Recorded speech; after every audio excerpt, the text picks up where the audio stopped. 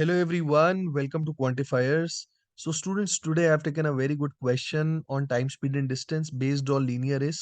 थोड़ा टफ है क्वेश्चन, लेकिन आप सब लोग इसे खुद से पहले जरूर ट्राई करें, फिर ही सॉल्यूशन देखें. Let me also tell you, फिर अ सीरियस कैट एस्पिरेंट और आप चाहते हैं आपको आपके व्हाट्सएप पे ही सारी इंपॉर्टेंट इन्फॉर्मेशन और नोटिफिकेशंस आती रहें related to different colleges and different exams, तो प्लीज गूगल फॉर्म फिल करें जिसका लिंक डिस्क्रिप्शन में गिवन है.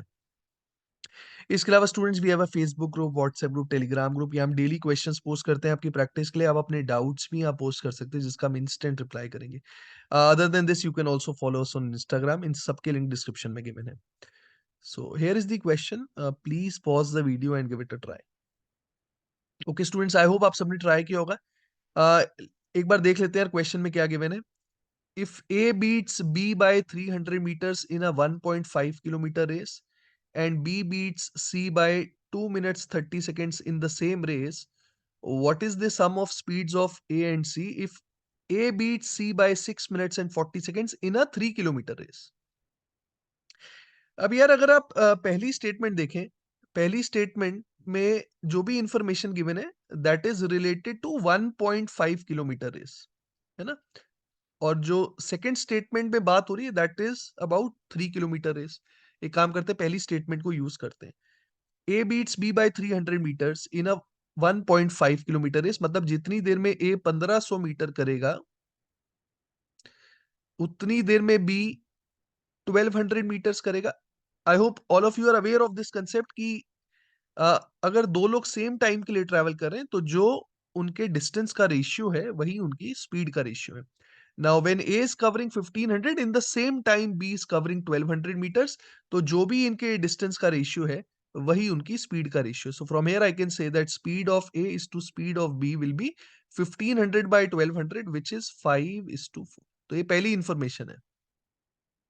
आगे लिखा है कि सेम रेस में B ने C को 2 मिनट 30 सेकंड से हराया. 2 मिनट 30 सेकंड मतलब 150 सेकंड से हराया.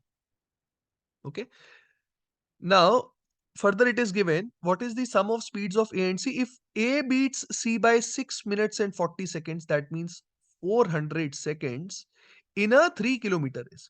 अभी देखिए ऊपर 1.5 किलोमीटर रेस के बारे में बात हो रही है, नीचे 3 किलोमीटर रेस के बारे में बात हो रही है. कहने से अगर ये रेस 3 किलोमीटर की जगह 1.5 किलोमीटर्स की होती, which is half of 3 kilometres, तो ये जो टाइम है 400 सेकेंड्स वो भी हाफ हो जाता, राइट? क्योंकि अगर रेस छोटी है तो कम टाइम से हारेगा. So instead of 400 seconds time would have been 200 seconds. I hope this point is clear to everyone. तो अब हम सारी इंफॉर्मेशन को रिलेट कर सकते हैं 1.5 किलोमीटर्स के हिसाब से.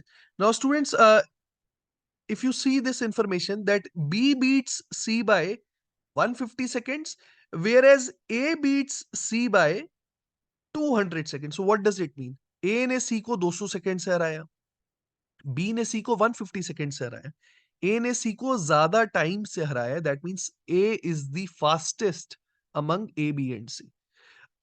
यहां पर टाइम 200 सेकेंड्स है, यहां 150 सेकेंड्स है. कितना टाइम का गैप है? 50 सेकेंड्स का डिफरेंस है. That means A beats B by 50 seconds. I hope this point is clear to everyone.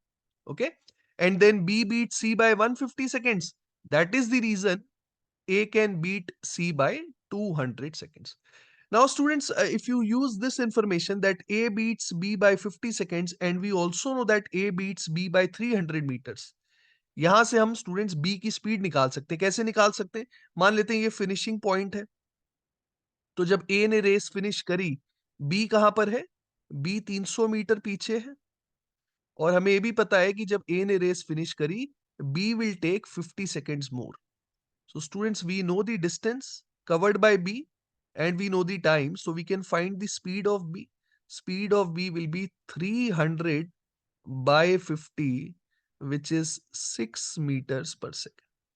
अब यार अगर मुझे B की स्पीड पता है कि दिस इज 6, सो यहां से मैं A की स्पीड भी निकाल सकता हूं, है ना. अगर A की स्पीड 5x है तो B की स्पीड 4x है. और अगर 4x की वैल्यू 6 है तो x की वैल्यू 3/2 है. और मुझे चाहिए 5x, so 5x would be 5 into 3/2, which is 15/2 और 7.5। तो यार ए की स्पीड मेरे पास आ गई 7.5 मीटर्स पर second. Now all I need to calculate is speed of C. अगर सी की स्पीड आ जाएगी तो मेरा आंसर आ जाएगा। अब सी की स्पीड कैसे निकाल सकते हैं? अब यार या तो आप ए का टोटल टाइम निकाल लो या आप बी का टोटल टाइम निकाल लो, तो वहां से आपके पास सी का टोटल टाइम आ जाएगा। Let's use this information. अगर बी की स्पीड 6 मीटर पर सेकेंड है, so time taken by B to complete the race would be 1500/6। पूरा टाइम कितना लगेगा बी को? 1500/6, दैट मीन्स 250 सेकेंड्स। तो यार अगर बी का टाइम 250 सेकेंड्स है और हमें यह भी पता है कि बी ने सी को 150 सेकेंड से हराया, that means C takes 150 seconds more. So time taken by C would be 250 plus 150, which is 400 seconds. तो यार अब C का टाइम हमें पता है कि C को 1500 मीटर करने में 400 सेकंड लगते हैं, तो यहां से C की स्पीड निकाल सकते हैं। Speed of C will be 1500 meters covered in 400 seconds. So this comes out to be 15/4, which is 3.75 meters per second. तो मेरे पास ए की भी स्पीड है, मेरे पास सी की भी स्पीड है, हमें इसका टोटल निकालना है। So answer would be 7.5 plus 3.75, which is 11.25. So 11.25 is the correct answer. Very calculative, I would say. Definitely a tough one. But बहुत कुछ सीखने को है इस क्वेश्चन में। तो यार वीडियो पसंद आई हो तो प्लीज लाइक करें, अच्छा सा कमेंट करें, वीडियो को दोस्तों के साथ जरूर शेयर करें और चैनल सब्सक्राइब नहीं किया है तो वो भी करें। Thank you everyone.